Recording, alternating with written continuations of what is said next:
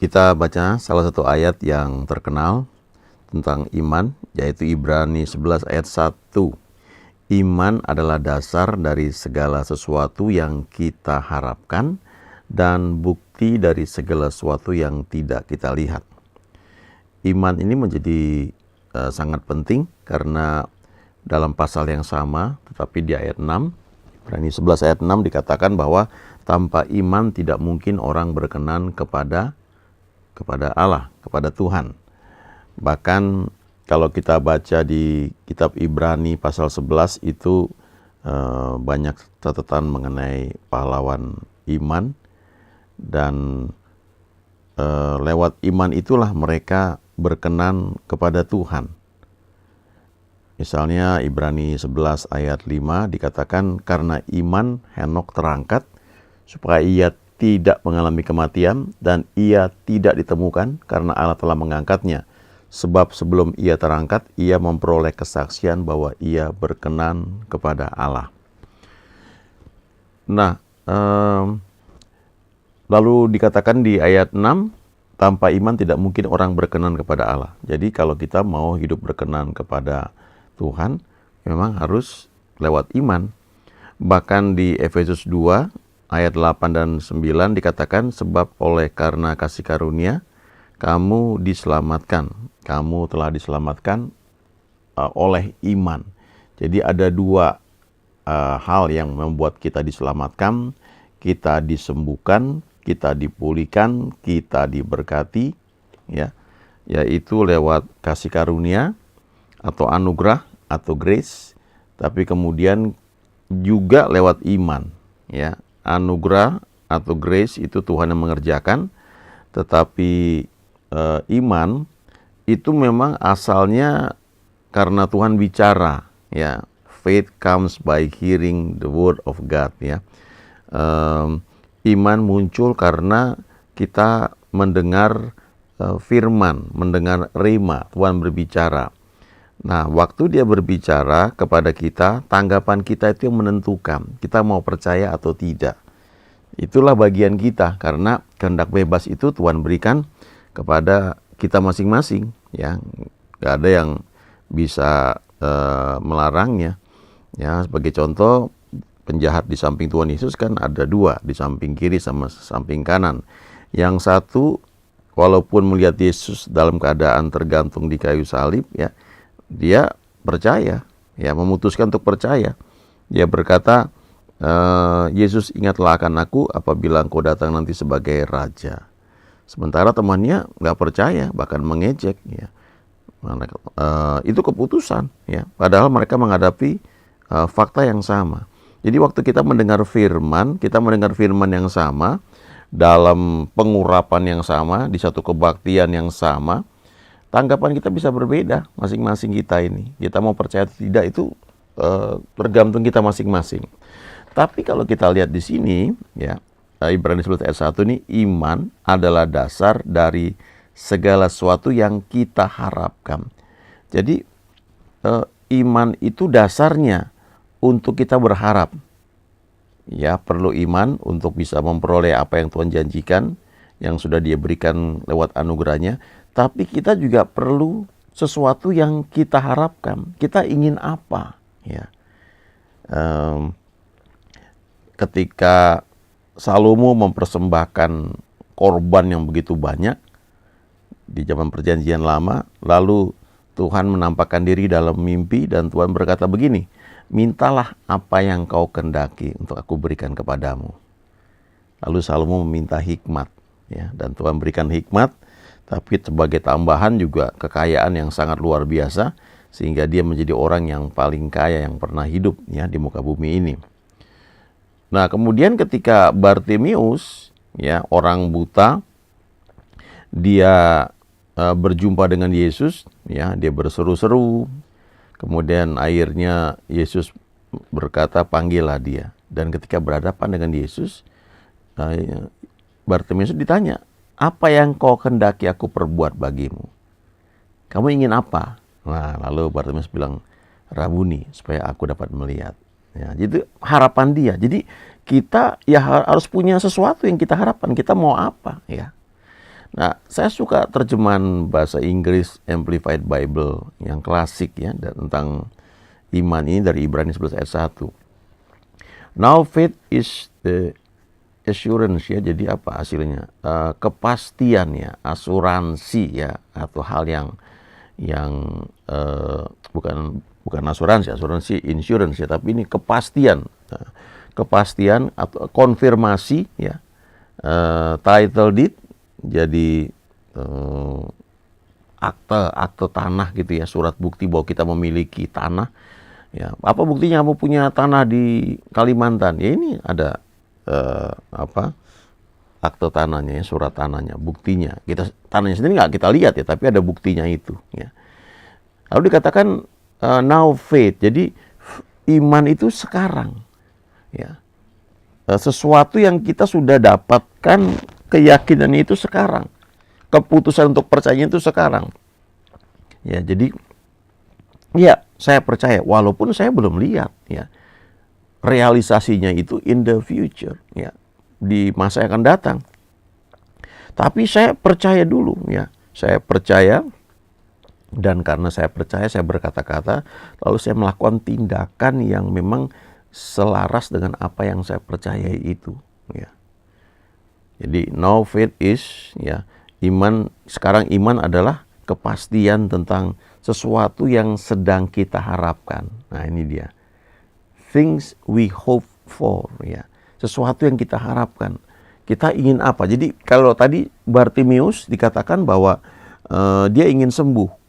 Ya, dia punya keinginan itu. Walaupun entah berapa lama dia itu buta ya, dia jadi pengemis ya. Tapi rupanya walaupun dia buta, dia mendengar banyak cerita bagaimana Yesus menyembuhkan orang sakit, membangkitkan orang mati ya. Lalu banyak mujizat terjadi. Nah, lalu dia mempunyai satu harapan.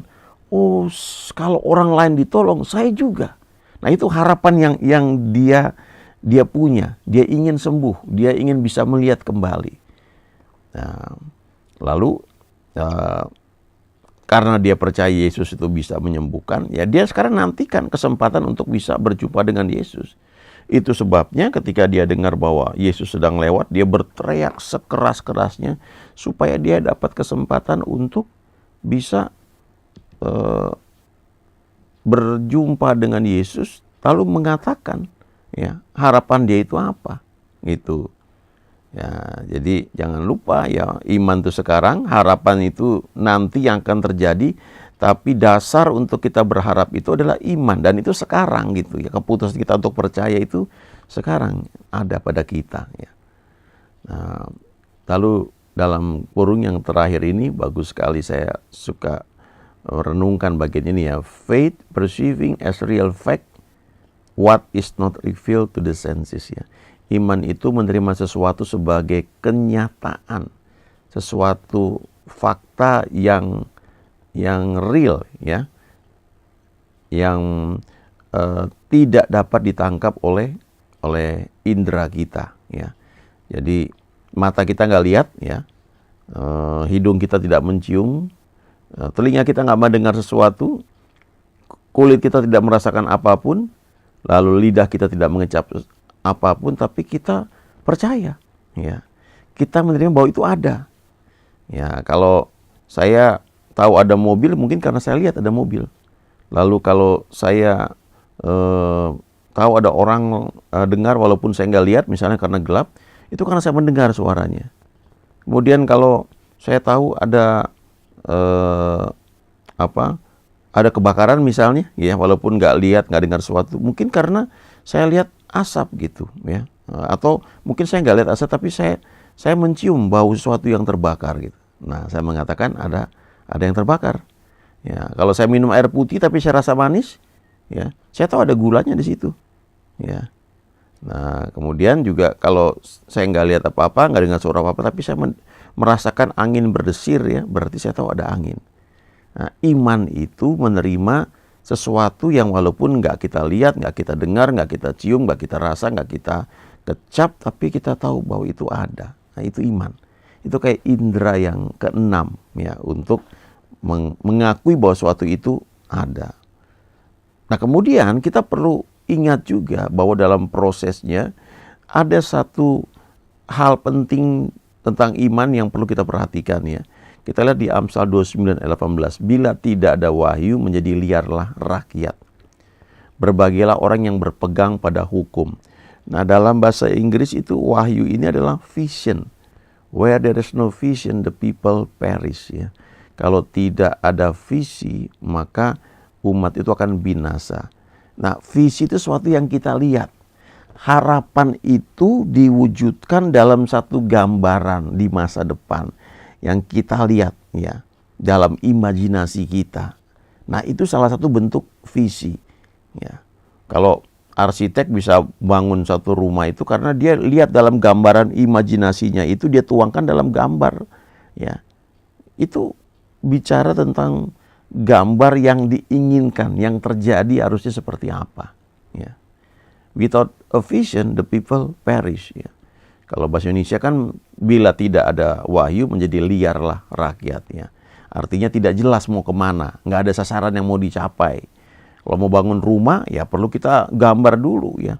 Nggak hanya di imajinasi, tapi kita tuangkan, kita tulis sehingga bisa lebih spesifik gambaran seperti apa.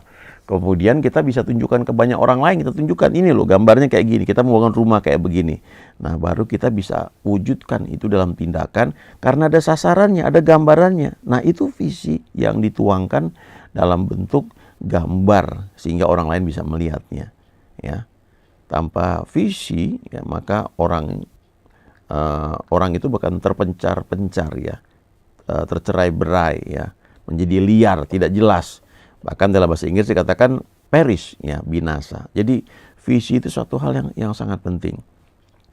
Dalam terjemahan The Message ya, Amsal 29 ayat 18 ini bagus sekali. Dikatakan begini, if people can see what God is doing, they stumble all over themselves ya.